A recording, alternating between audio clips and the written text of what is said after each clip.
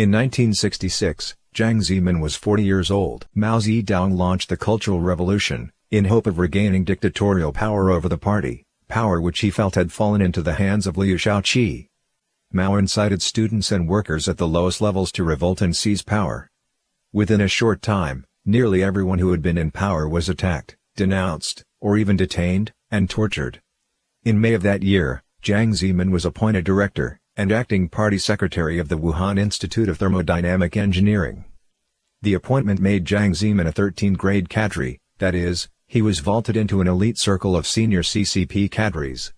The truth is, Jiang Zemin was terribly frightened during the Cultural Revolution. He feared that he would be investigated, exposed, and criticized, and worried that his shady past during the time of Japanese occupation would be discovered. Jiang Zemin went first to Beijing, then on to Shanghai for several weeks to inquire about the political climate. He repeatedly rejoined Wang Yiping, "Don't say anything." Wang Yiping advised Jiang Zemin to intentionally deviate from the party line on a few trivial issues, so as to divert the rebels' attention from the large ones. Since he had been transferred there only recently, people could find little to criticize him about. Jiang Zemin was not much affected. Jiang Zemin took the attitude of admitting to all minor mistakes, while denying wrongdoings when it came to important matters. When the masses criticized him for not doing solid work, only doing a lot of boasting, he criticized himself saying, "You are right, I'm Braggart Jiang." Jiang Zemin had been influenced by actors in Yangzhou City since as early as his childhood. He always has a comb in his pocket, and would often take out to groom himself, even in others' company. He felt good about himself, despite being somewhat effeminate. When the populace was criticizing the capitalist roaders, they pointed out that Jiang Zemin had a small comb, and a big head, and a bourgeoisie attitude. Jiang Zemin immediately admitted to it. In 2003, during the National People's Congress, Jiang Zemin told the delegation from Hubei province, "The rebels asked me what I fear the most. I answered that I fear Chairman Mao the most. And for saying that, I was publicly criticized for 3 days. If he was guilty-free, why would he fear Chairman Mao?" At that time, people couldn't love Chairman Mao enough. Back then, the political investigation personnel poked everywhere to investigate and dig things out. Even things that had transpired decades before were exposed. But Jiang Zemin was never toppled, since he had a golden status of being a martyr's foster son. The martyr was dead, so was the investigation. In 1969, martyr's foster son Jiang Zemin went through the political investigation quickly, without incident, and was first sent to a May 7 cadre school to work, and to be tempered.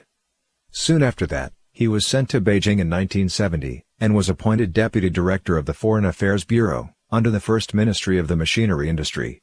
At the time, the CCP was extremely isolated in the international arena. Both superpowers, the US and the Soviet, became threatening enemies of the CCP. China and the Soviet Union, two communist countries, had border conflicts, and fiercely fought a few times along their borders.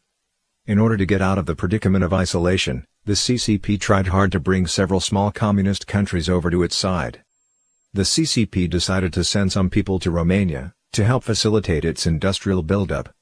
Zhou Enlai met with the group.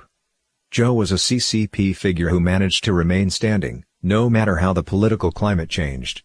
He was involved, from behind the curtain, in all of the political movements launched by the CCP, charming on the outside, but cruel on the inside. After the meeting, Zhou Enlai thought highly of Jiang Zemin, and made him the group's leader. After he returned to China in 1972, he was promoted to Director of the Foreign Affairs Bureau, a position he would hold for 8 years.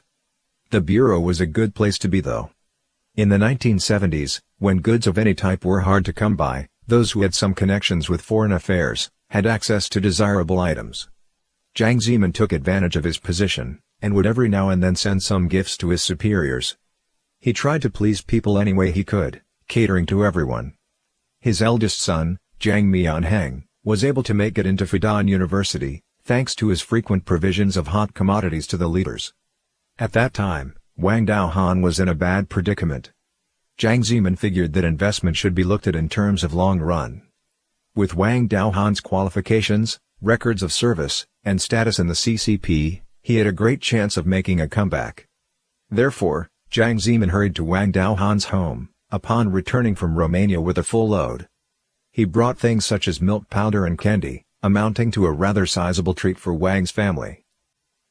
The team who wrote Jiang Zemin's biography sought out his accomplishments of some sort, but could not find any. The consensus is, one can't say that Jiang Zemin did not work hard, or was unmotivated.